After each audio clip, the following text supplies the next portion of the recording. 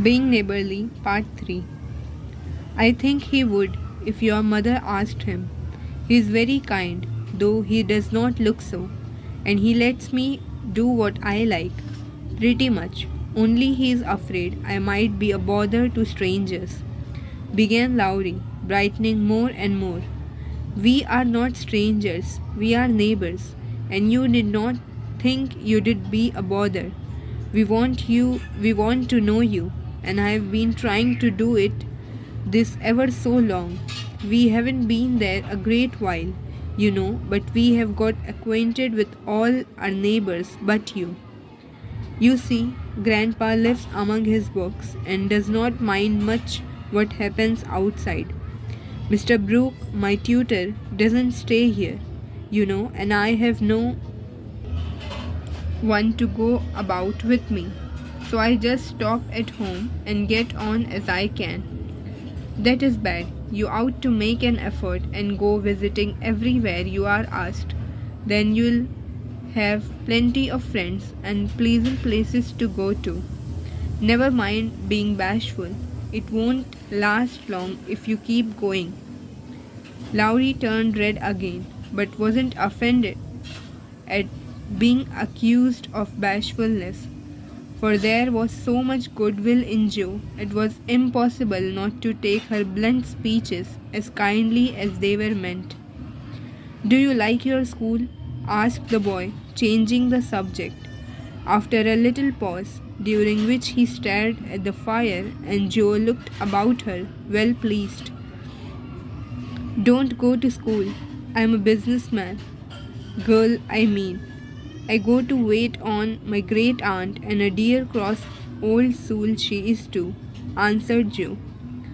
Lowry opened his mouth to ask another question, but remembering just in time that it wasn't manners to make too many inquiries into people's affairs, he shut it again and looked uncomfortable.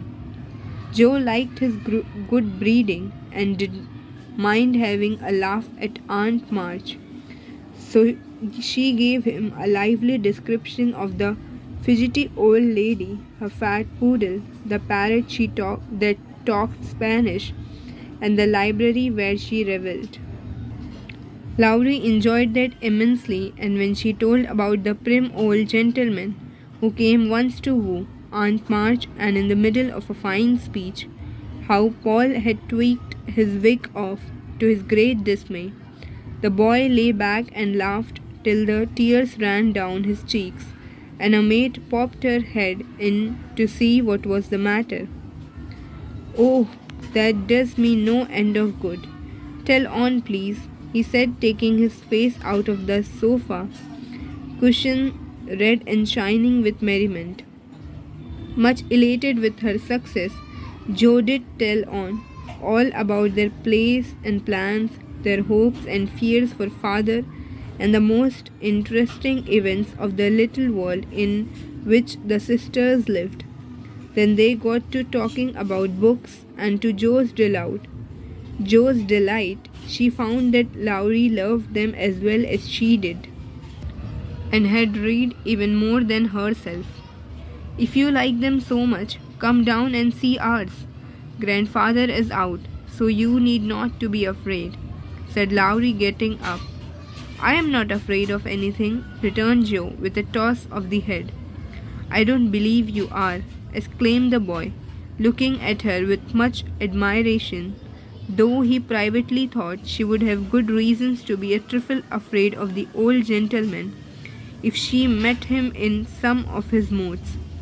The atmosphere of the whole house being summer-like, Lowry led the way from room to room, letting Jo stop to examine whatever struck her fancy. And so at last they came to the library, where she clapped her hands and pranced as she always did when especially delighted.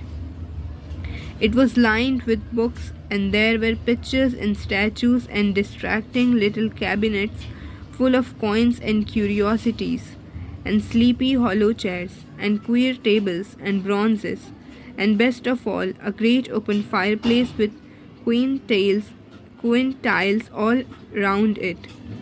What richness! asked Joe, sinking into the depth of a velour chair and gazing about her with an air of intense satisfaction. Theodore Lawrence, you ought to be the happiest boy in the world, she added impressively. A fellow can't live on books, said Lowry, shaking his head as he perched on a table opposite. Before he could say more, a bell rang and Joe flew up, exclaiming with alarm, "Mercy me, it's your grandpa." "Well, what if it is? You are not afraid of anything, you know," returned the boy, looking wicked. "I think I am a little bit afraid of him, but I don't know why I should be. Marmee said I might come, and I don't think you are any the worse for it," said Jo, composing herself, though she kept her eyes on the door. "I am a great deal better for it, and ever so much obliged. I am only afraid you are very tired of talking to me. It was so pleasant, I couldn't bear to stop," said Lowry gratefully. "The doctor to see you, sir," and the maid beckoned as she spoke. "Would you mind if I left you for a minute? I suppose I must see him," said Lowry. "Don't mind me, I am happy as a cricket here," answered Joe. Lowry went away, and his guest amused herself in her own way. She was standing before a fine portrait of the old gentleman when the door opened again, and without turning, she said decidedly, "I am sure now that I shouldn't be afraid of him, for he's got kind eyes, though his mouth is grim, and he looks as he had a tremendous will of his own. He is not as handsome as my grandfather, but I like him." "Thank you, ma'am," said a gruff voice behind her, and there, to her great dismay, stood old Mr. Lawrence.